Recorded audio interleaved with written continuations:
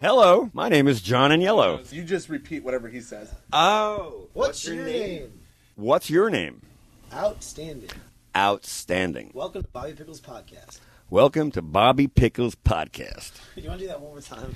Welcome to Bobby Pickles Podcast. Thank you, John. Bobby Pickles Podcast. He always says, "That's me." With a look on his face, he'll talk about anything. Outstanding. Tattoos, t-shirts, politics, history, and hot sauce on everything. Bobby Pickles. Pop culture, documentaries, conspiracy theories, sarcasm, and beer. It's a conversation. Start listening, cause we're all here. Bobby Pickles Podcast. That's me. Hello, I'm Bobby Pickles. What's your name? Euphonious. That's the word of the day. It means pleasing to the ear. It's exactly what today's guest strives to achieve each minute of his professional life. On this episode of the podcast, Martini and I hold a trifecta guinea sit-down with a gentleman by the name of John Agnello, the music producer, of course, not to be confused with the likes of John Gotti Agnello, the reality TV quote-unquote star of Growing Up Gotti. No, our Agnello is actually talented, although he openly admits to being the opposite during the interview.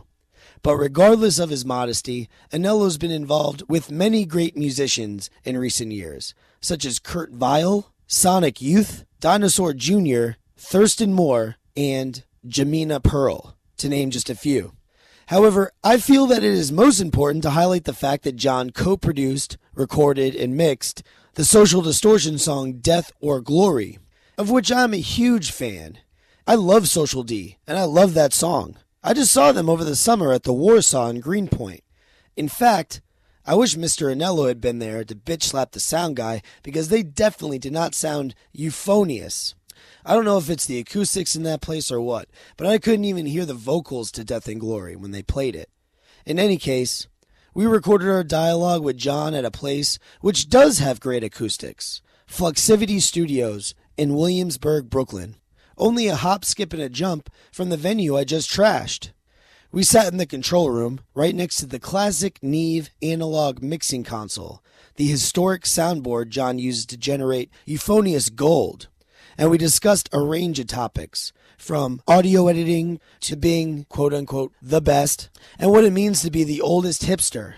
Unfortunately, to my chagrin, we openly discuss, again, what I refer to as the incident, which was my Halloween party pants-shitting experience. We spoke of this before very briefly, but during the following conversation, we get into it in further detail. We also managed to actually talk about John, his discography, and some of his war stories. He's a hell of a guy despite the fact he lives in Jersey City. Anyway, here's our conversation with New York City record producer John Agnello. But first, just to illustrate the fact that yours truly also has the capacity to record a somewhat euphonious track, here's Martini's rendition of The Cape by Guy Clark. To be completely humble, it's gold. In the face of recording in mono on my Marantz portable field recorder and my obvious musician handicap. This is a song about jumping off the garage.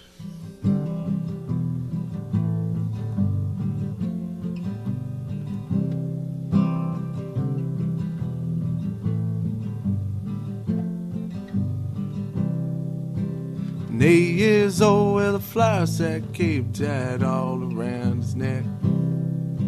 He climbed up on the garage, he's a figuring what the heck.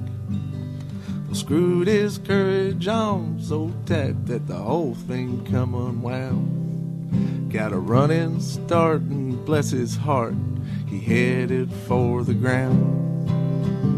Well, he's one of those who knows that life is just a leap of faith. Oh, spread your arms and hold your breath and always trust your cape.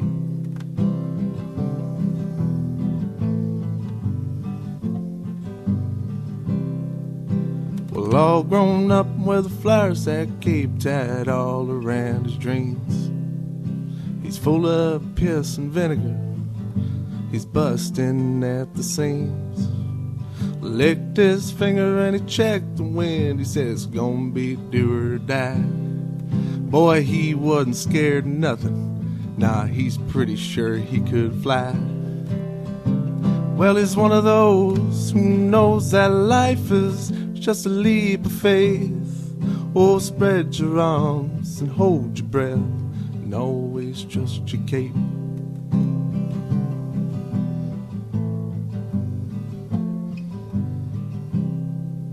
He's old and gray with a flour sack cape tied all around his head. He's still jumping off the garage, and he will be till he's dead. And all these years the people said he was acting like a kid. He did not know he could not fly, so he did. Well, he's one of those who knows that life is just a leap of faith. Oh, spread your arms and hold your breath, and always trust your cape. Well, he's one of those who knows that life is just a leap of faith. Oh, spread your arms, hold your breath, and always trust your cape. Spread your arms and hold your breath, and always trust your cape. Martini, you have no talent whatsoever. Thank you. 1, 2, 3. Vet for benzo.com. Vet for benzo.com. Vet for benzo.com. Vet for benzo.com. Yeah. Okay. Well, we are talking. We are talking. This is Yeah, it. of course this is we a are. podcast. Yeah, I So, know. And then we can edit Let this me know down. when you want me to turn down the music. Let's do it now. Let's start talking. Cool. All right. So, John, the way I'm going to do this, I'm just going to we're going to have a little organic conversation. I'm going to edit out all the ums and ahs and everything like that, and it's all going to flow, and we'll just talk. This is it. I have full confidence in your ability to edit my ums and burps. My wheezing. Audio editing, that's something that you're aware of, correct? I mean, Yes. you've been doing it for your entire life. Yeah. You know, in the analog world, audio editing was not that prevalent. In digital world, yeah. It's like I sit in front of that fucking thing, you know, for What do you hours. use? I use a combination of Pro Tools. Yep. And but I also, because I'm the older guy and I grew up on analog, I still try to do analog when I can, which is like that big old tape machine right there. Really? And but the thing about the How does that work? Because I know nothing about that stuff. Well, the deal is with analog is like when I grew up, every record was recorded on analog, and the bottom line was like people played fairly decent, and you could do edits if you needed to, but you never did a million edits. And it's not like digital now where you put everything on a grid, where you can put every bass drum like on a 1 and a 3, and then you put every snare drum on a 2 and a 4, you know, stuff like that. Now you can do that. Back then, it was a little more like guys just played, and you got really good takes, and then maybe you'd comp a vocal, which means you'd have 4 tracks of vocals, and you'd pick the best line, and then you do that within the tape machine. You go from track to track. But Wow. obviously now I can do like 40 vocals on a playlist and pick like, you know, an E or an S from one track and put it on, you know, the word is like seesaw. I can take like the S from the saw and take a really good one and put it in there. It's somewhat... I do that too with this. Yeah. I'll merge 2 words together. Right. And then Right. it'll just sound like the whole sentence just flowed. Yeah, but the thing about the digital, which is really good, which I appreciate, is that, you know, you can then move it so that it's right. You can move it in time, which is wonderful. You know, in the analog world, you can't really do that shit. Right. So it ends up in the analog world being easier back then because options were limited. So you relied on people performing and didn't get hung up in the ability to do all this minutia type stuff. You relied more on talent. Yeah. But, you know, it's an interesting thing because if you go back to recording in the 50s or like 40s with like the one mic scenario, people could not make mistakes because it was all live and recorded. And then as you progress to like multi-tracking, like, you know, 4-track when the Beatles did Sgt. Pepper and stuff, you had a little more flexibility, but people still had to play. But then when you got into the 8-track and 16-track, well, then you had a little more flexibility and people were able to play not as good. You know what I mean? And you could kind of fix stuff. You could do punch-ins on stuff. You know, even on analog, you could punch in like a couple of licks or a guitar part. And if you look at the grade of the technology advancement goes up and the musicianship kind of goes down, but only because you don't need to be that good. Yeah.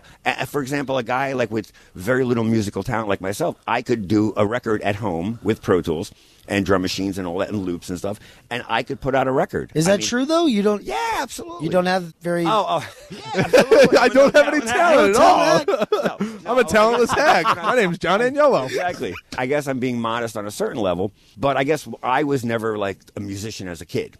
You know what I mean? I learned from the technology side, and then being around it all your life. Yeah. Picked Osmosis. You know, like my musical chops came from making records with really talented people, and I learned how to make records from really talented producers and engineers. And what made you want to get into recording music? Were you like me? Were you into like carrying around recorders or anything like that, or what was it that got you into the whole business? You can edit that out, right? So here's the deal. You're good. All right. So when I was a kid, I bought a record called Queen 2. Yeah, You know, absolutely. And of course. I don't remember this exactly, but I remember my father had that record. there you By go. the way, I'm that guy. I'm the guy as old as your father. yeah. So I bought Queen 2, and I put on headphones in my basement, and I listened to it, and it just blew my mind. And that was the first record I think I listened to where I was like, how did they do that? You know, it's that kind of thing. Like, I grew up listening to the Beatles. I have a 10-year-old brother who was very influential and played me music as a kid. So when I was like 8, I probably was in my house listening to like all the cool like 1967 records. Right. You know, and he was a hippie, but he was also really good at college. He's a really smart dude, but a hippie. And literally he ended up working at a company called Eventide, which makes that thing right there. That little piece of gear, the DFX sampling thing. They still make audio gear for studios. And he got me a summer job as a kid, like at 16, putting audio gear together. Wow. And, you know, they were a very groundbreaking company. And I would walk into the office, and Todd Rundgren would be in there, or guys from the Yes who were on tour would be in there kind of buying stuff. And they did like things like the first digital delay, you know, which became really popular at big like concerts because you could delay the monitors so that people weren't far away. And they could delay the stack so that basically music was kind of in sync. You know what I mean? And that became popular. And my brother designed this thing. One of his groundbreaking things was he developed the first digital pitch shifter. So you could shift the pitch of something digitally, like with numbers. So if 1 was unison, then like if you went all the way to 2, that would be like an octave. So it's like the beginning of Pro Tools. This was so before Pro Tools. This was 1978. But it's the same kind of thing, right? It was totally groundbreaking. Yeah. Totally. You were almost like a Mark Twain of this era. He was kind of like a Mark Twain. Well, no. Like his brother. It started out. No, Fred it was Twain. his brother got him into the printer's apprentice. Yeah. And just being around all the words and everything, Yeah. just seeing everything, Yeah. made him a writer. It's kind of like where you were around all the equipment, Right. being exposed to it. Right. So what was the first record you engineered? Well, the first record I engineered, or the first session I engineered, which would be more accurate, was a band called the Hooters from Philadelphia, Ethan's favorite band. And I'd been assisting on the record for a while, and then the engineer went on to do something else, so I finished recording the record for him. And I basically just did a bunch of overdubs on that record, and that was my first credit. I think it was 1984 or 83, something like that. Cool. And Ethan, by the way, is a friend of John and I's who hates everything, But loves the Hooters. but loves the Hooters. Yes. I mean, a little backstory. I mean, you guys have a little love affair going on. Yeah, right? John and I met like 4 years ago, I guess. Yeah, something a while ago. Yeah. Really? Yeah, we became friends, and My wife gave him the nickname of the best. because I am the best. Bobby will hate that because he feels that he's the best. But yeah, I met John in the restaurant 4 years ago or so, and we became friends, and I know his family, and they're all... Yeah. I mean, my brother Very growing up, rad. we used to always just say, "I'm the best." Yeah. Right.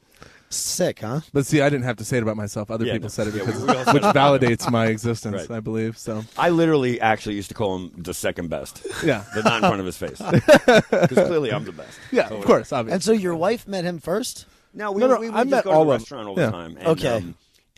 You know, he would be working there, and we were friendly with everybody. You know, we go there all the time. I literally should have stock in that place in Marco and Pepe in Jersey City. We were Right. actually discussing that earlier today when John was stopped by. Yelling across the bar. I spent $10,000 here a year. Yeah, he's like Ethan talks to me like I'm a customer. He's like, well, you borderline. Yeah, except you you should pay have stock in us. the We don't company. pay you. No, he talks to me like I'm staff. Yeah, like your staff. Yeah. What is it about Jersey City? Have you always lived in Jersey City? No, I lived there since '99. I ended up there because I was working at the studio in Hoboken I was telling you about, where I did the Thermals record. And, you know, I just kind of was in a transitional, like, post-second marriage phase where I had been living in Connecticut but also living in New York City, in Chelsea, and then got divorced and then kind of was transitioning somewhere else. And I sublet in the Village for a while but was kind of burnt on that. And a friend of mine said to me, you should come check out downtown Jersey City. It's really cool, and it's kind of, like, quiet. And I walked around. More bang for your buck. Yeah. Oh, yeah, Yeah. for sure. I mean, I looked at apartments, you know, in Manhattan, and I looked at apartments in Hoboken.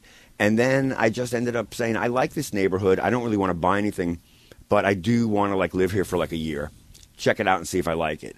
And, you know, a year came and went. I got into a relationship with my now wife, Sharon, and Who is also in the music industry. yes. Well, when I first met her, she was managing a bunch of bands, but the one that she still manages is a band, Sunvolt. Yeah. Farrar. Who are awesome. Yeah. But so, long story short, I liked it there. I bought a place there, knowing that I still work in Manhattan and Brooklyn and in Hoboken. But I just felt like it was like a cool spot, and it was really, Jersey City was like kind of the best kept secret back then. I know now if people are talking about how it's like the sixth borough, which is very cool also. But It's still kind of a secret a little bit. it's really cool and really quiet, and the crew, I love the Jersey City crew, level dudes like the Adrian and Ethan and all the Marco guys, and even just the peripheral guys around all them, like the guys at Barcade. It's just a really great group of people. And It is a little community. And we're secluded from, we're divided, it's like this square because we're divided by the hill and the bridges. We're divided by Liberty State Park, the river, and then thank God for the Holland Tunnel because it divides us from Hoboken, It's which true. is a terrible, terrible place. It is a little enclave. Yeah. So, you know, and then it's funny though, you go to the city and people are like, oh, you live in Jersey? It's like, yeah, that's right. Fuck you. Whatever. Yeah, Fuck you. yeah. You pay what you want to pay and, you know, Yeah. do your little thing. It's, Whatever. I lived in Jersey City the first year, and it was all right, but I So- don't want to live in Jersey. so I gotta- wanna live in New York. I don't begrudge anybody wanting to live wherever they want to live. For me, it works great because it's really great for the family. My 7-year-old has a ton of friends. They have good schools there, though, right? No? Public school's not so great, maybe. My kid goes to a Montessori school, Yeah. which is really wonderful. which your oldest daughter also teaches at. Right, and she teaches in the school, and my wife now works at the school also. So Oh, it's really? like, yeah, if I ever want to get rid of my family, I just blow up that building.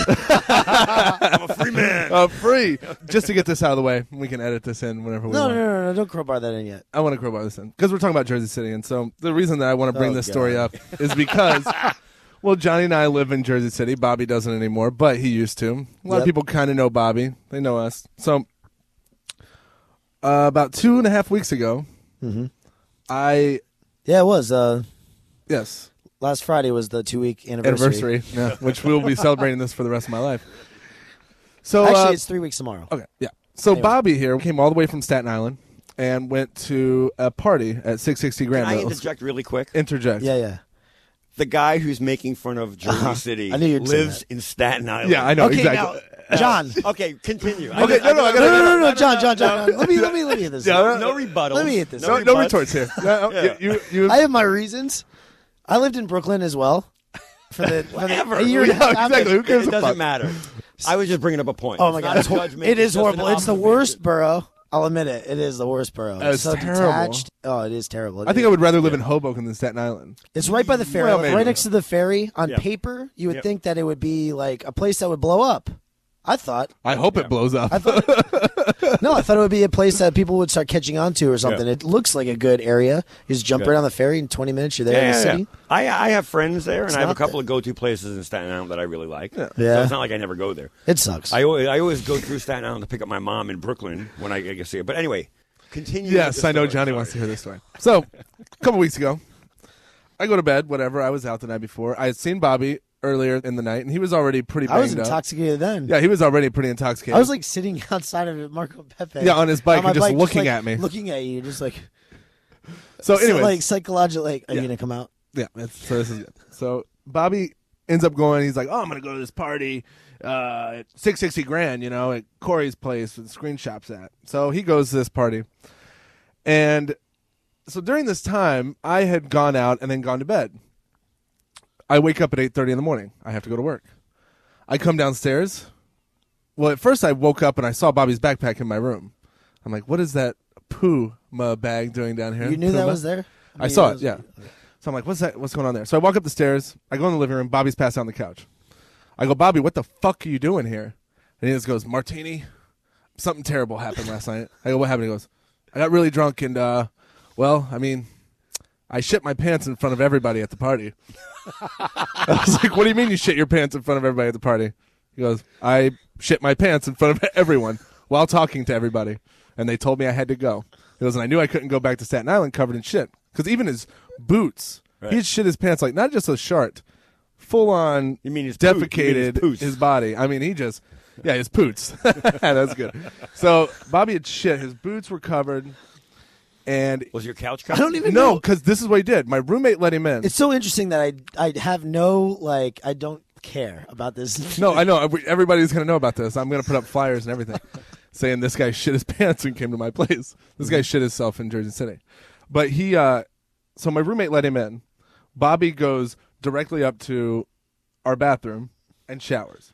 Right. And which is what I'd hope you'd do. Yeah. And Chris tells me, he goes, I went to my bedroom and I hear him like, is he taking a shower at 4:30 in the morning? And then he just looked at his girlfriend who is staying over. He goes, I think he shit his pants. He smelled like he shit his pants. Smelled like human poop. How did he not know that? I really don't even know how I was communicating at that point. No, yeah. He said that he just answered the door and you go, is Martini here? And then I like that he calls you Martini. Yeah, he does. That's so good. Everybody back home calls me Martini, and then this guy. I wake up in the morning. I go upstairs. Bobby tells me I shit myself. And I'm pissed off because I'm like, oh, there's going to be shit in the bathroom, which there was a couple little particles. His boots were covered in shit. He goes upstairs as I'm getting ready. He proceeds to go upstairs into the bathroom with his shit-covered Timberlands, or whatever the fuck they are, and is washing them off in my bathtub. To which I freak out. And he's wearing a pair of silk basketball shorts, no underwear, anything. It's freezing outside this morning. And it's like 8:30 in the morning, cloudy, windy, freezing. He's wearing a pair of silk basketball shorts, no underwear. He says, Martini, you got an extra pair of pants? I say, not for your fat ass. Then he goes, well, what about boxers? I said, absolutely not. You got to get the fuck out. I can't even hang out for a minute and gather myself. Like, no, you got to fucking leave. So I made him leave wearing nothing but silk basketball shorts with no underwear, so you can clearly see his junk a little bit, freezing. So I'm sure How did you get home? He rode his bike, covered in shit, with his backpack full of his shitty clothes. No shirt? No, he had a coat on, but his backpack full of shit, wearing a pair of silk shorts, basketball shorts of mine from like the 90s. And he rides his bike to the train station, takes the path over to World Trade, takes the ferry all the way to Staten Island, covered and smelling like shit. No, I wasn't covered. I had taken a shower. Your backpack was stuffed full of shitty things. I threw away everything that was in my bathroom, all the hand towels. I came home from work for 20 minutes, sprayed down my entire bathroom with bleach, let it soak for 8 hours before I came back and scrubbed it out. That seems like a little bit overdue. I just wanted. No, it wasn't overdue. That because when it comes to OPS, which is other people's shit. Yeah. If it's your shit, I would say you deal with it. But I would definitely do a major like. Oh, absolutely. John, have you ever shit your pants before? Yeah. Who hasn't? Of course. I mean, not when you were like a kid though. Like, of course. Like a grown up, like an adult. Like a grown up. I'm 33 years old. I shit my pants like 2 weeks ago. So I've got at least 2 on you. You really? Maybe. I think it's a rite of passage, A rite of passage to what? I mean, you ever heard of like whiskey shits? I was drinking whiskey the entire night. You never heard of that? Which Bobby cannot handle liquor at all. I remember in the maybe in the 80s it was like the cocaine shits. Really? Because they cut that stuff with all kinds of weird things. Yeah. Like, whoa. Oh my God! I don't know what the hell happened. I was just so out of my gourd. Oh, there you go. Clearly, shit happens. Yes, it does. All right, so I had to get that straight away. So let's get back to you and what you do. You've worked with a ton of awesome bands. Some of my favorite bands: Dinosaur Jr., Buffalo Tom, Sonic Youth, and also I have to just say this right now. You worked on one of my favorite records ever, which is Sleepy Eyed by Buffalo Tom. Can you talk about that record a little bit? Because I remember you told me about it, and I thought it was very interesting. How they kind of wanted a live sound. Yeah. Just for a little background, I did my first record with Dinosaur Jr., which was the Where You Been record in 1993. Mm-hmm. And which was like, what, their 4th, 5th record? Maybe their first one was 85, right? Maybe their 5th. It was their 2nd without Lou. So I would think, because Green Mind was before it. But it was maybe their 5th or 6th even. Because there was a bunch of Bug and You're Living All Over Me, and then the first Dinosaur record, and then there was... like I said, Green Mind. So maybe they're 5th, but I think there was an EP before that, too. So Jay, Maskus from Dinosaur is kind of like the king of that whole Yeah, Massachusetts absolutely. thing. And he had produced maybe Bird Brain? What Buffalo Tom record did he produce? I forget. It's like an early one, maybe their second or third. So he knew them really well. And it was right around when I was kind of doing the Dinosaur Jr. Screaming Trees records. And Well, I also love the Screaming Trees. Yay! But I got contacted by them about doing the record. And their whole thing was Sleepy Eyed was basically a 180-degree turn from their previous record, which was Red Letter Day. Yeah, Red Letter Day, which they spent apparently like 6 months on, really produced a lot of time. You know, they just really, really studio produced, like really just working every day, a lot of overdubs and just everything going on. And I don't necessarily think they didn't like the record. I just thought they didn't like the process. So when they contacted me, I guess because the Dino records are fairly live and the stuff I do is fairly not overthought, their concept was, we want to do a live record, like a live concert. We just want it to be all live, vocals live. We want to set up like we would be on stage. And we want to just do minimum overdubs. We want to do background vocals live. We want it to be literally the equivalent of a live show, but all new material. So, I knew that they were really good at what they did, and I knew they played great because I'd seen them live before. And they sent me, like, ideas of the songs and demos, and they were really great. So, I was totally into it. It was really wonderful. So we went up to this church outside of Woodstock called Dreamland, which is a wonderful environment to record. It's in the woods, and it's a beautiful old wood church, and it's got a kick-ass control room, really great gear, every kind of keyboard or amp you need. And we did it. We set them up as they would be live, and we set them up with baffles around them, and, Bill would sing, and then there were backgrounds, and everybody had a background vocal mic, and it was really cool. It was almost on a certain level too live, and I know that there were songs like Sunday night, Sunday night, where I know that there was a bit of a kind of give and take or back and forth about me wanting Bill to redo the vocals, and he didn't want it because they were live. And I was like, dude, it's cool that they're live, but you can do it better. So there were certain, like, not fights, but you know what I mean? Like a lot of pushing and pulling where there were times when I kind of asked them to redo things because I knew they could be better.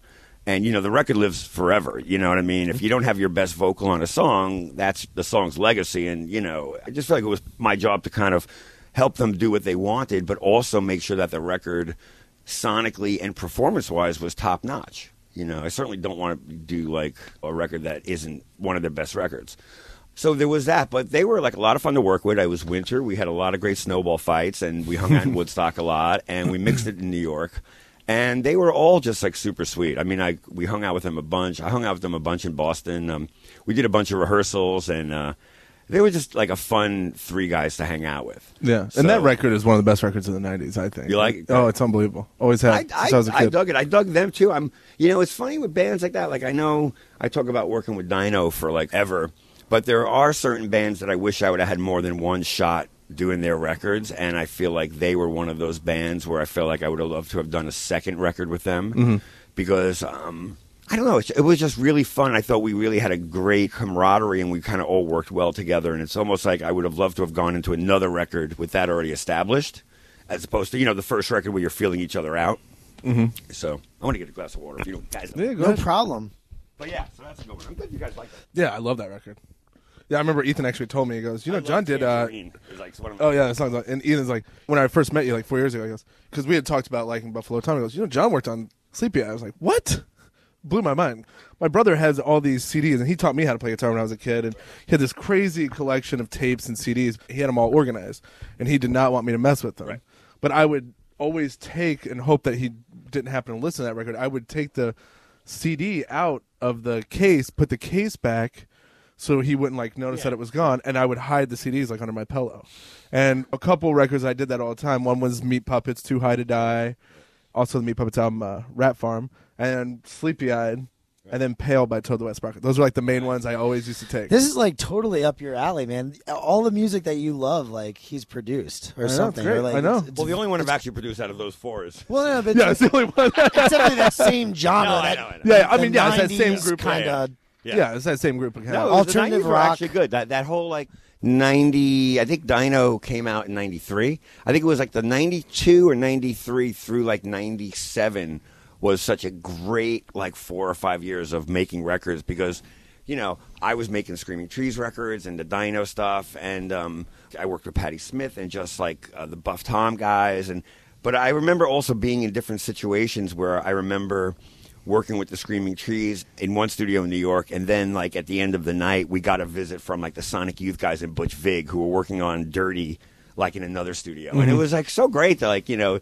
And you've worked with Sonic Youth as well. I did. That was one of those later experiences, like in 2005-ish, where for the entire 90s, like I was like, how come I'm not doing it? I should do a Sonic Youth record. That would be fun. And they not finally, but, you know, at one point they were talking about doing Rather Ripped, and Maskus, I think, turned around to Thurston and was like, you should use Agnello. And like Thurston was like, yeah, maybe we should use Agnello. And that was like one of those weird things where he was like, oh yeah, that guy, I know that guy forever. We should do a record with him. But the 90s thing was just such a great explosion of like, the grunge thing was wonderful only because like bands were playing live and Nirvana was doing great. It was just so, music was super vibrant and fun again, and it was about people playing, and it was just, you know, a little bit more of the kind of rebellious thing. Yeah. You know what I mean? We just came off of heavy metal, which was so ridiculous and like so fake and just, you know, like Winger and stuff like that. You know, it's so that awful. stuff. Yeah. What? Yeah. Hairband stuff. Yeah, it was just so not Not like real, Metallica like or anything, right? No. They're great. They're not a hairband. Oh, no, I know. Yeah. Well, you No, said no. like heavy metal. I meant fake metal or whatever. Okay. Glam. Well, not glam. It's just What whatever about that punk was. rock? You enjoy punk rock music at all? I kind of do. I'm in a weirder mode because I'm kind of older, and when punk rock was like happening, I was not a kid at that point. I was kind of like a semi-adult, married and working in studios, so I was never like the kid with the piercings at CB's crowd surfing and shit like that. I mean, I was into the Buzzcocks and Patti Smith and kind of the Ramones, but I wasn't really in that scene so much. You know, I was kind of like into prog rock. So I was kind of like what those guys were rebelling against, and I was kind of a hippie. You know what I mean? So it was a really kind of a different vibe. Not to get too personal, and if I am, just tell me to go fuck myself. But what, you're on a trifecta with the marriages? 3? Yeah, 3. 3, yeah. Third time's the harm. Just like my mother. My mother's been married 3 times. go. Jesus. All to different guys, right? All the different guys. Or women. I mean, you know. Yeah, whatever. 2014s, man. Hey, we're in New York. 2014s. We're in New York City. It's all Yeah, exactly. whatever. It's all good in the hood. Yeah. So you recently met with Dave Grohl, right? Oh my God! Really? Yeah. I don't think I could talk about that. Oh, okay. Well, then we won't. We'll edit Yeah, that out. I think that's kind of whatever. He was very nice, and he actually is the nicest guy.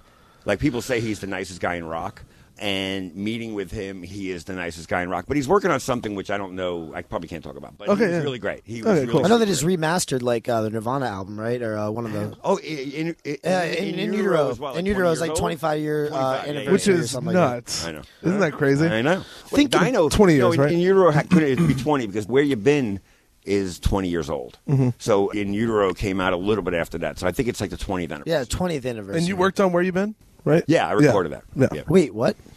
Where You Been? Oh, the album. okay, Dinosaur Jr. Yeah. Yep. Yeah, I've done every Dinosaur Jr. record since that one.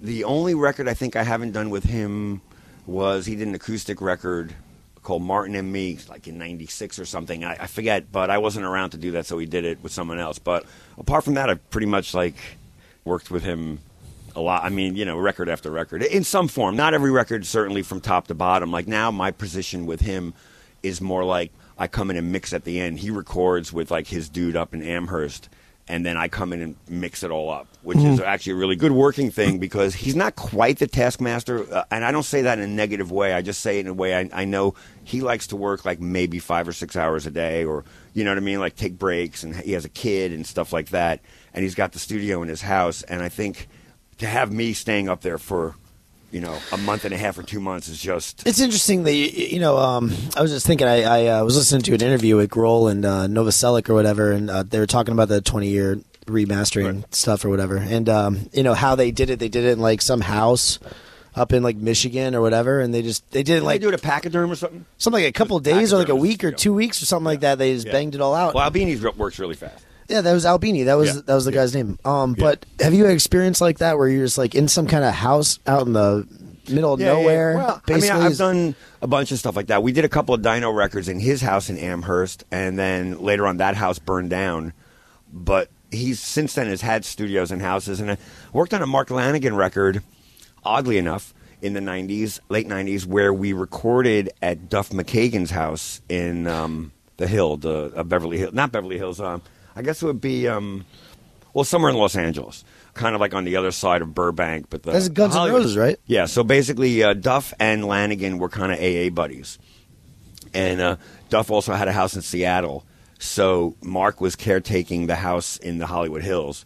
So basically we just had everybody... We had like 6 people staying at the house. Duff was with his family and his kids in Seattle. And we just spent 4 weeks just staying in this house. Yeah, making a record. And, he had a pool. It was really a sweet place. And he had a studio in the basement, like a real studio, like a control room and then record rooms. But he had the house wired so that we did drums in the living room and stuff like that. And that was actually a really fun record on a bunch of different levels because, the bass player was Ben Shepherd from Soundgarden, who was a fucking trip. And he was great. He was really a great dude but he was totally a trip. And, he would call me Skipper or something. That was his nickname for me. Come on, Skipper, you want to do some bass overdubs and stuff like that? I'd be like, holy cow. And he's like a huge dude, like a really big, tall, imposing guy. And he'd be playing bass and he'd get a part wrong and he'd get frustrated and throw his bass down and walk away for 5 minutes and come back and tune it up and play again.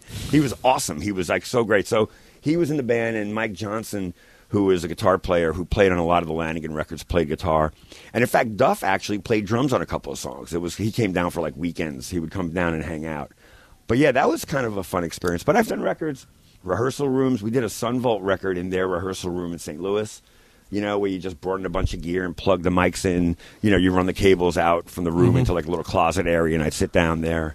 So, it's these days you can do, you don't necessarily need all this. What to do you make need? A record, but say again? What do you need?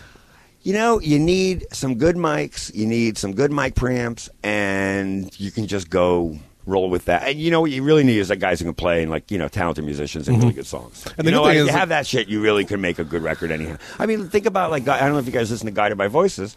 Oh yeah, actually, I just bought Vinny, our friend back in Jersey City. I just bought Vinny a Guided by Voices off one of their newer 45. I saw it at the Sound Exchange in Clifton. Right. And I was and Vinny was just talking about them. Yeah. And so I bought him 45 by Guided by Voices, gave it to him today. Well, I was going to say, so one of my favorite records of theirs is called B1000, which if you listen to it has great songs and it's really cool, but it's gnarly sounding. It's really kind of not hi-fi. It's really what the epitome of lo-fi is. But it's still a wonderful record. You know what I mean? It's so great. So ultimately, I think it's really important to just have great songs, be a really cool artist, a really cool band or whatever, be talented. It's more important to be that than to have a great sounding record. But at the same time, isn't it wonderful to have both? You know what I mean? I think it's not bad to have a great sounding record. I mean, if you have a great sounding record and your band is shit, who cares? You know what I mean? Ultimately. But I would like to think that making, your record sound great is really important. I mean, that's how we got here anyway. I mean, the reason the Beatles blew people's minds, Sgt. Pepper broke ground because it sounded incredible for what they were doing. You know what I mean? It was a major statement artistically and sonically. That was the beginning of people trying to get just a great sound and a signature sound even. Do you think that part of the attraction for people wanting to work with you is the fact that you have this analog background and that, Maybe. Probably a lot of guys have that, though, who've been in the business a long time. Yeah. But, I mean, you still like to lean towards that a little bit, though, Yeah, right? they do. And now it's kind of becoming a newer, it's kind of coming back. I know a lot of the hipster stuff. Yeah. Well, not so much. I am the world's oldest hipster. You are. You are. Sure. But not so much that it's hipsters and stuff, but I mean, a lot of the Chicago underground stuff are Burger Records and stuff, the Resonars, Gap Dream. A lot of these guys are kind of recording analog style. I feel like. And it's kind of coming back a little bit because people want that raw kind of sound. I think what ends up happening is, for me at least, I know a lot of kids today still love a lot of older records from the 70s and 80s. And one of the things about that is a lot of those records are analog. Well, all those records are analog. So there is that.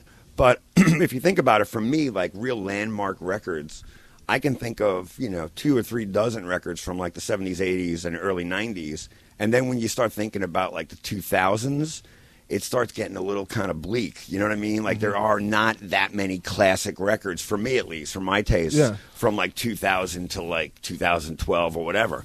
And I think there was really a dearth of that because like the whole digital thing changed the way people made records. People just sunk themselves right into they the just digital. got, you know, I worked with a band in the early 2000s called Eve 6 who Oh, yeah, were, I've heard of them. You worked with Eve 6? I didn't know that. I worked on the record that got them dropped, unfortunately. They were really super guys, but what ultimately happened is they just spent like 6 months just making the record and changing constantly changing arrangements because they couldn't Pro Tools, and they just never stopped. And, you know, they spent so much time that they just lost the whole, like... And now when they get dropped and it's kind of under your watch or whatever, right, or you worked on it... Yeah, I was just that doesn't ever, like, negatively affect you? Mm-hmm. No, okay. Oh, he's the best, remember? Absolutely. Second best. No, like ultimately on that record, I was the engineer. Mm-hmm. So, I mean, they didn't get dropped because of my engineer. What exactly does an engineer do? So a producer kind of, you would hope, works on the arrangements with the bands and you would ideas. Well, you know, yeah, exactly. With arrangements and like parts and making sure the songs are right, the right tempo, the right key, and you know, just like it's like a cool like verse chorus, and there is a chorus that you can sing along with or whatever. You know, like an actual chorus section as opposed to just a bunch of run-on. They're a consigliere.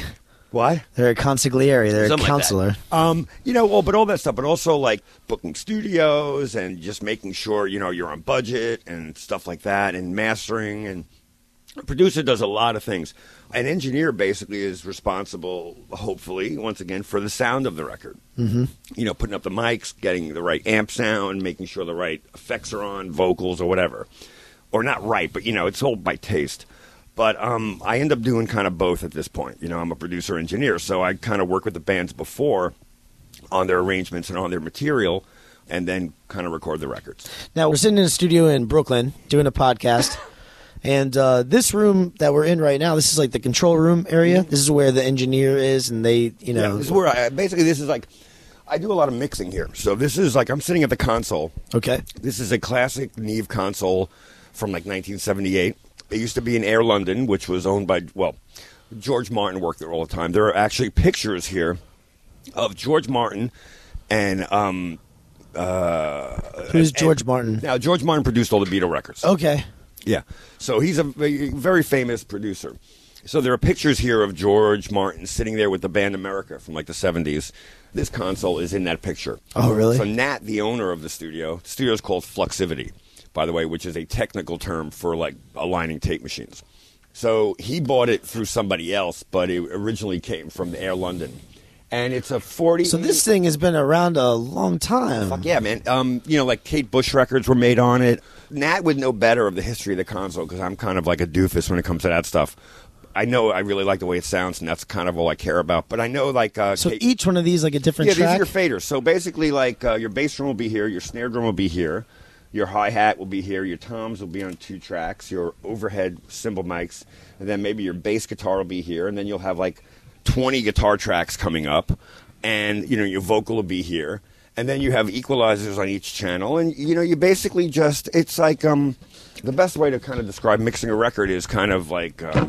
in a non-kind of obtuse way, is kind of like cooking or baking. You know, it's like you have all these ingredients, and then you kind of bring them up and you kind of flavor them to taste. Mm-hmm. And I guess as a successful mixer, you have to have some kind of taste. You know what I mean? To, you know, what effect to put on a vocal, whether it's a reverb or a delay or a slap delay or a chorus, you know.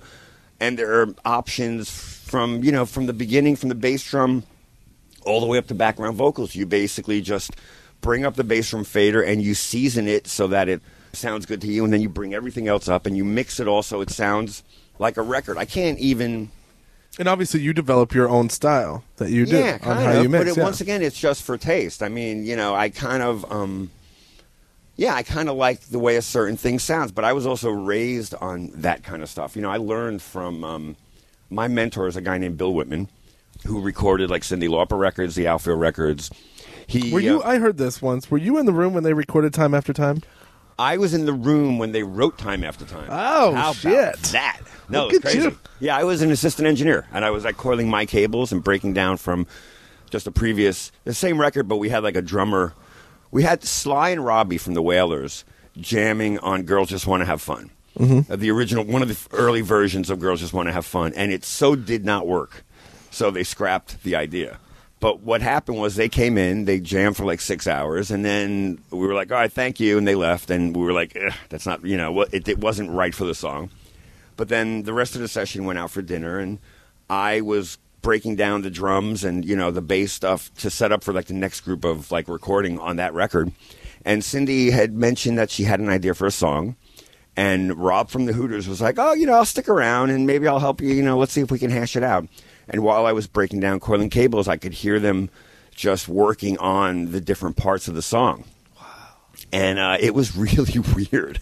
She kept going, I have this idea for the chorus. And she's like, time after time.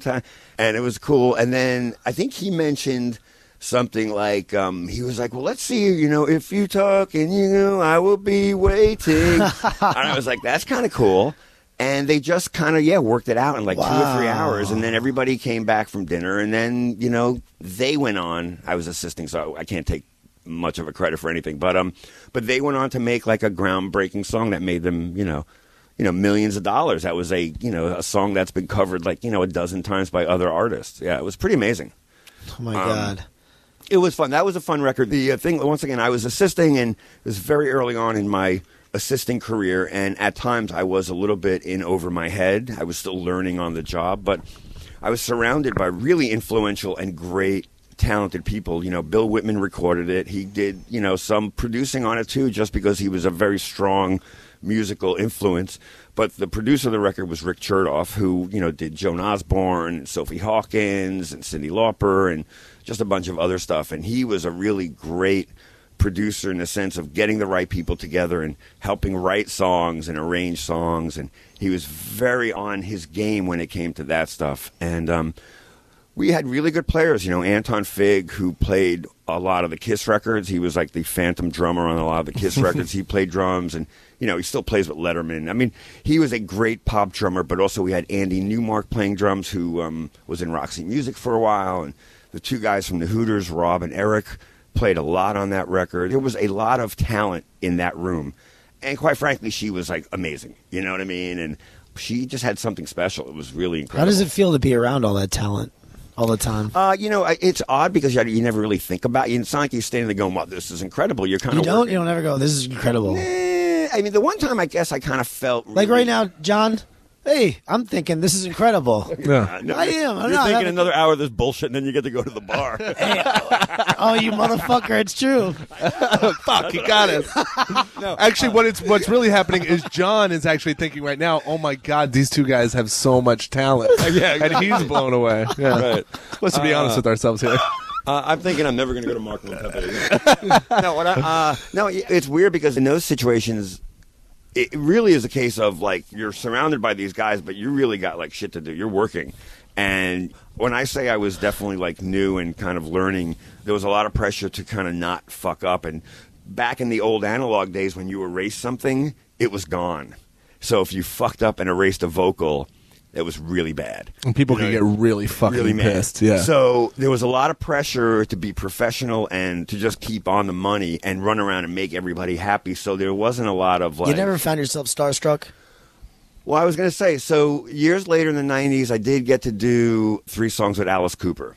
Oh, fuck in yeah. Los Angeles. I was listening to Easy Action today. Well, see, this is a little different because this was the last Temptation of Alice Cooper, so it wasn't like one of my favorite records.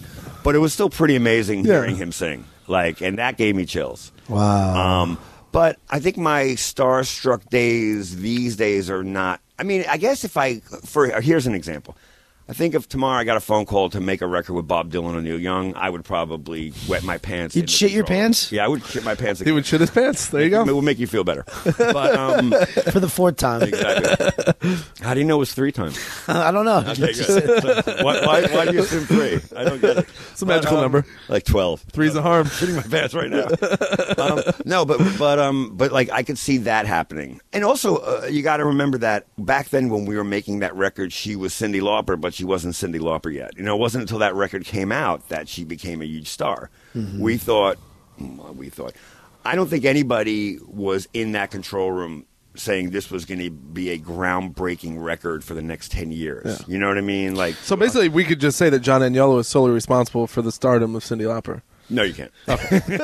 You could say John Agnello has absolutely nothing to do. That's what I meant to say. I'm sorry. I got my words crossed. But no, you know what I mean? Like, people weren't walking around high-fiving and saying, this is going to be huge. This record's going to sell 10 million copies. But, you know, it was the right record for the right time. And was it kind of wild, like, after whenever she did blow up, that you were like, holy shit, I was fucking in that room? Yeah. In fact, it was almost like a too much, too soon thing for me, because I think that was the second record I assisted on. Mm-hmm. And I kind of maybe got a little spoiled. Like, wow, this is easy. Yeah. And it's not at all. But, you know, at that point, I was kind of working my way up. And as the main assistant at the studio I worked at, which was the record plant in New York on 44th Street, when I was the top assistant, you know, like the head assistant, basically, the guy with the most hours and the, you know, basically it was like a ladder thing where assistants would turn into engineers and then the guys would move up. You know, it was seniority. So since I was there the longest, I started getting the cherry picking of the gigs. So I got to work with Michael Schenker, Twisted Sister, John Waite, Aerosmith, and, you know, I just started getting the really good gigs. You know, Scandal, Patti Smythe. There was like, and a lot of these records were kind of hit records back then. Like, you know, We're Not Going to Take It, the Twisted Sister song. Like, I assisted on that, and it was really fun. And I was, as a kid, a huge Michael Schenker fan from UFO, and then from his solo stuff. So when I found out I was like working on the mix of that, I was like stoked. But there was never any, you know, like even with the Twisted Sister record, we thought, like, I thought that was cool, and I thought that song was great, but I didn't know that would be like a huge hit. Yeah. I mean, and then the John Waite record, he had that huge hit, Missing You, which was like the mellow rock thing, and, you know, I just never thought about it. You know, really, you just went in there and you made records, and you think they were good, but you never like expected anything until something happened. And then how do you get your leads and stuff? How do people start just word of mouth? You know, you did this record, and then now somebody else seeks you out, or do you work You mean like specifically? now? Yeah, do you work specifically with a record company, or do you work on your own? And then I've been freelance forever. You know, it's pretty much since 1988. I've been a freelance producer engineer.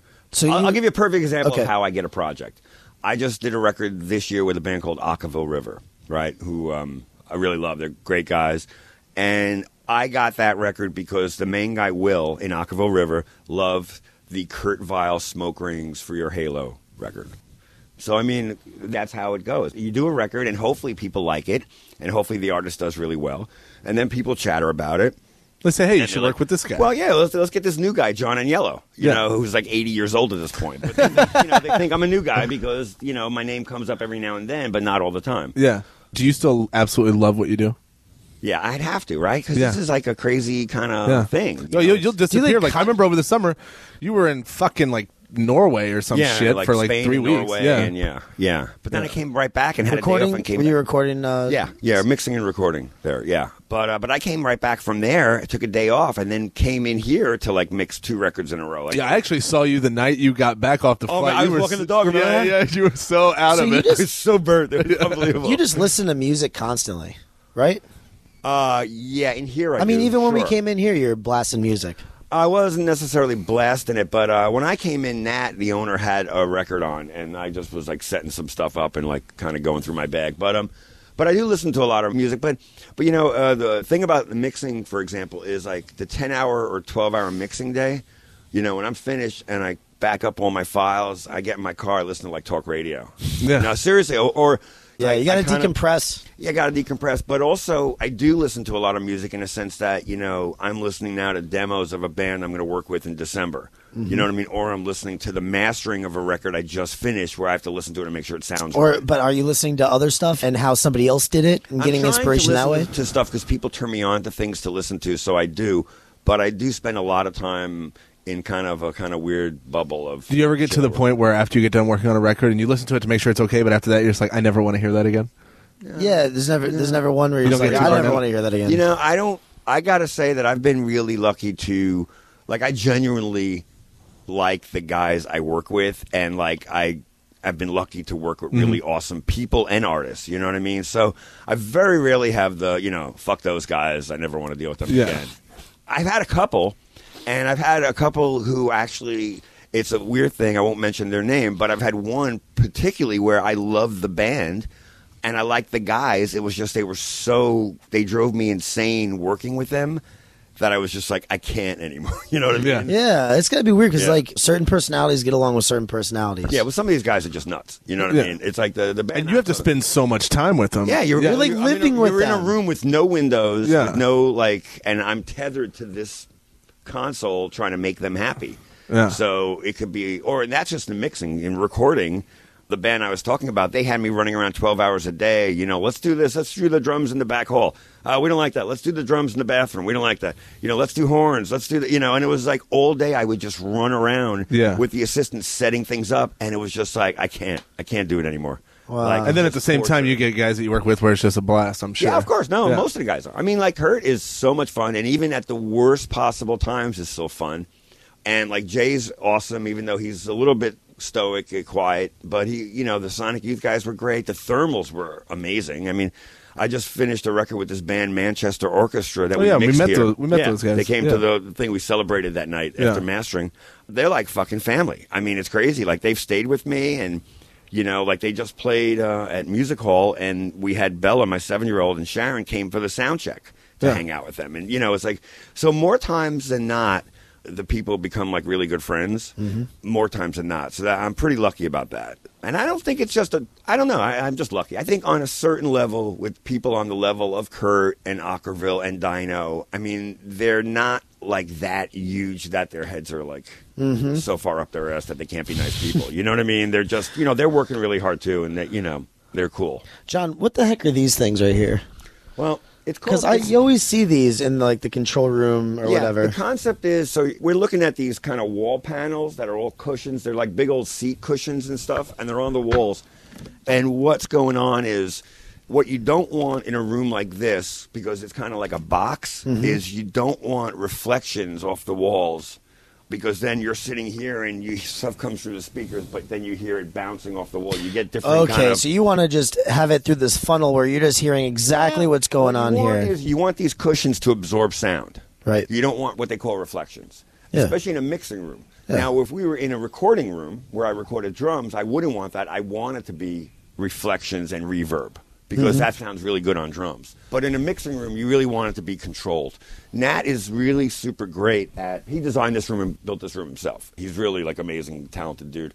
But if you look at those panels in the back, I mean, that's the same thing. It's like cushions, but you see how some of them are recessed? Yeah. And that's because you want the sound to kind of be caught in there and not go in there and then come back out. You know what I mean? It just prevents like standing waves, basically. It's interesting. It's just science, and it's not even it's not even like that old, right? No.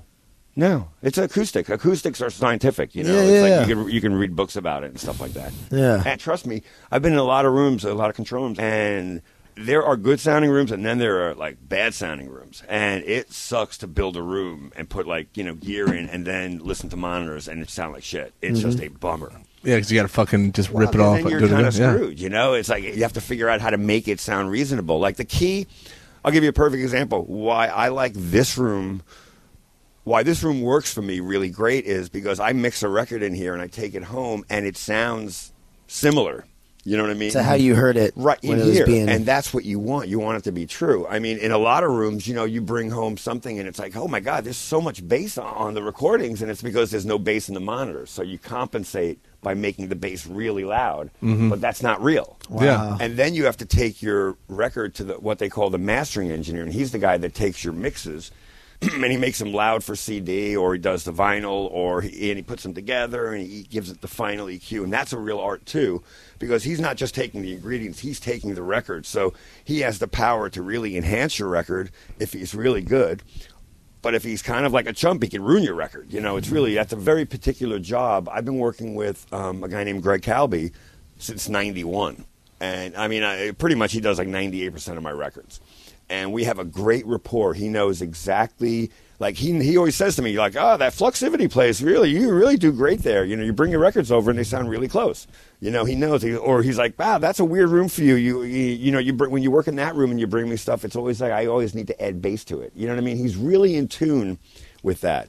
But the point is, so when I bring my record to him, and by the way, he's been making great records for years. I mean, he worked with John Lennon. He worked Springsteen records, The Unforgettable Fire, all the way up to now where he just does like really the coolest indie rock records that come out now. He's probably doing most of them. And he's 65. I mean, he still has great ears, and he really is so great at what he does.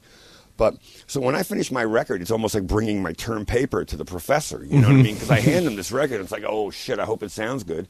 Because the concept is you want that guy, no matter how good he is, to not have to fix your record. You know what I mean? You want him to just enhance it. You know what I mean? Right. So it's really important to make it right here. I mean, that's what you strive for. You really strive to make it right. Like, so the less he does, you know, you've kind of done your job. Is it always like that, or do you ever master it also? I never master shit, no. But do producers ever do that? I mean, I guess some people do. I feel like I've got a guy who's have years of experience who's amazing. Yeah. And I don't need to sit there. Because I was just going back in my head and I was thinking about that conversation I heard on, the In Utero 20 Year or whatever with those guys, and they're talking on there about how after they recorded that, they had gotten it mastered, right, but then they got it remastered somewhere else. Right. So it was like twice. Well, that's probably then, they obviously they remastered it now, whatever. But I'm talking about the original time when they. Well, no, I mean, you know, like I said, I just said I worked with the same guy since '91 because he's really great. He always does a great job. Right. But there are guys out there that are not that great. I mean, I've had times when you use somebody and then you're like, oh, I got to use somebody else now. Yeah. Well, yeah, if it works, why the fuck? I'll give you a perfect example. On Rather Rip, you know, the band wanted to use one dude, and I wanted to use Greg, and they just did a shootout. They had both guys do it, and Greg's version won. Yeah. Wait, no, that was either Rather Ripped or The Eternal. I think it was Rather Ripped. No, it was The Eternal. I'm sorry, the last record I did with them, because you know, they just wanted to try. Will they still get paid for their time if they didn't win? Okay, yeah. Because they're putting in the hours. It's right. It wouldn't be fair. Yeah. You know, it's almost like with me if I don't know, the National wanted me to mix a song for them to try it out. You know, I wouldn't do it for fucking nothing. I mean, if you lost, be like, well, fuck you. You get no money. Yeah, exactly. That would be a bad deal. Yeah, but yeah. So anyway, it's really important that and that's why this room once again works great for me. I hear really good in here. The stuff I bring out is pretty true to what it should be. It's just a sweet space, man. He's got some great gear. And I'm able to leave a lot of this stuff in the purple racks is my stuff that gets carted around back and forth. Have you ever considered having your own room? Yes. But, you know, it's logistically kind of a nightmare in a sense for me.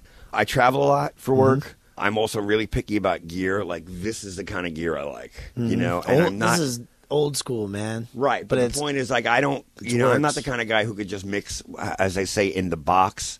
It doesn't work for me. I know a lot of people do that. Mixing in the box, what is that? Mixing in the computer. Okay. So it's just literally sitting at the computer and having the computer faders go up and down and stuff stuff like that. Yeah. I'm not a big fan of that. You want something a little more organic.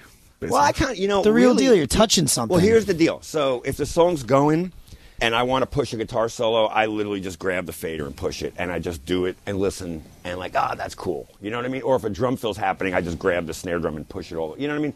I like the human element of it. Right. I mean, that's just how I've always done it, and I feel like that adds kind of a humanness to it, as opposed to a little digital fader that goes, you know what I mean? The algorithmically goes up and down. Is this all phasing out, John? What do you mean? You know, is it all going to the computer now? Do you find that more people are just doing with the computer? I don't know. I feel like there's a resurgence, though, like we were saying earlier. All the hipster stuff and the indie stuff. Man. I'm using the word hipster. No, I'll use it. Go fuck yourself. It's like studios like Electric Lady, which are more set up like this. Wait, where's that? That's in that's East Village. Yeah, 8th Street. I know, across from the park, right? 6, yeah, it's like the Hendrix studio. Yeah, that's right. That's where Hendrix. They're super cranking. Like do you ever work in that studio? I worked there a bunch. Yeah, we mixed a couple of Dinosaur Jr. records there, among other things. Yeah, that's a sweet space.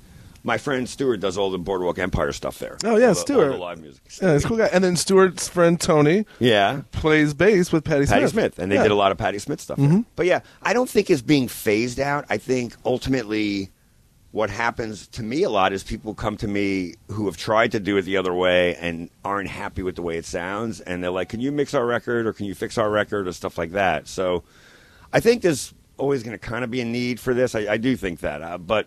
Do you notice a decline at all?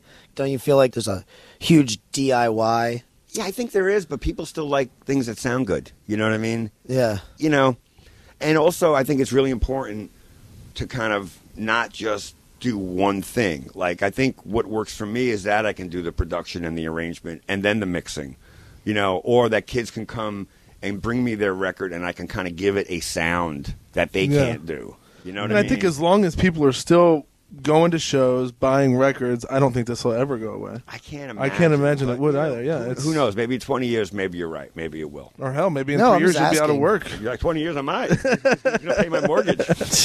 I won't be able to afford to eat at Marco anymore. I know, you'll be fucked. Fucked already. Even more fucked.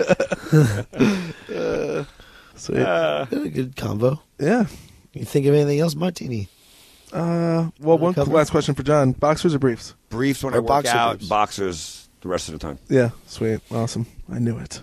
Yeah. I fucking knew it. The old brown stripe. The old brown streak. Oh, Bobby. Yours clearly isn't a yeah, yours has a streak. Yours is like a fucking blotch. It's covering it. It's a brown blotch. It's a dirt mound on a construction site. You know what they say when he comes to JC, painting the town brown. Paint the town brown, Bobby Pickles. Oh God. I'm gonna, Johnny. I'm gonna do this, and maybe you can help me post them up or something. We'll have a couple drinks and go out and do this. I'm gonna make a bunch of flyers with Bobby's stupid fucking face on them that says, "This man shit in my apartment." Beware. I'm gonna post it all over Jersey. I'm game. That'd be fun. Brown-eyed cowboy. Brown-eyed cowboy, baby. Okay. John, thank you so much for having us. Oh, Johnny. I really appreciate it. There's an awesome conversation. Yay! Sweet. I'm in. Thanks. I love you. Fatbenzo.com, fatbenzo.com, fatbenzo.com, fatbenzo.com.